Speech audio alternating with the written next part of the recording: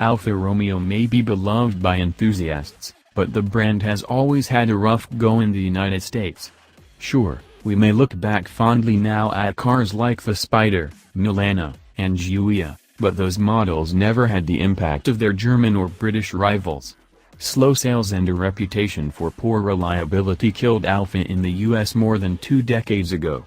The automaker is back with cars like the 4C, Giulia and, most important, the 2018 Stelvio crossover.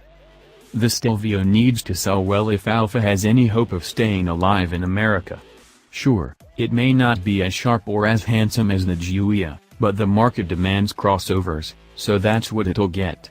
The Stelvio is jumping into a tough and highly contested segment. Rivals like the Porsche Macan, Jaguar F-Pace, BMW X3 and Mercedes-Benz GLC class are all strong competitors with handsome styling and sporty driving dynamics. The Stelvio is going to have to really shine to make a dent.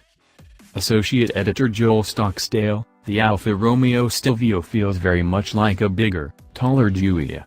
While this does mean that it feels a bit less nimble and frisky, it also means that it's one of the best drivers in its class. Under the hood is the same turbocharged 2.0-liter 4-cylinder making 280 horsepower. It feels just right for this crossover. It's happy to sit at low RPM on the highway, but also delivers brisk acceleration when tromping on the gas.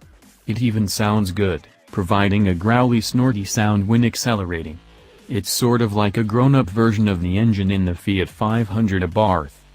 Ride and handling are well balanced, too. Steering is very quick, and the whole vehicle feels remarkably light. It leans significantly more than the Giulia in turns. But as crossovers go, the Stelvio is a great handler. The ride is on the stiff side, but far from punishing.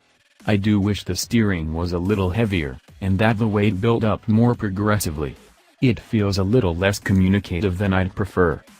The Giulia connection continues inside, but this time we wish they weren't so similar. Though the dashboard is an attractive shape, there are quite a few low-rent plastics strewn about. A number of the knobs feel chintzy, too. There's not a lot of knee room up front, either, and the seat could use a few more adjustment options.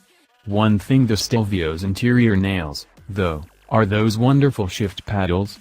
They're huge column-mounted units that are easy to find regardless of your hand position. They have a chunky action, and they're made from solid metal that feels great.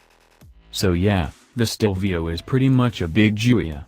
That's good and bad, but if you want a practical crossover that isn't dead inside, the good will outweigh the bad. Associate Editor recounts, this is it. This is make it or break it for Alfa.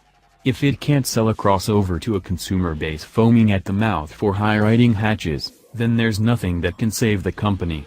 The ingredients are all there: handsome design, exclusive badge and sporty dynamics.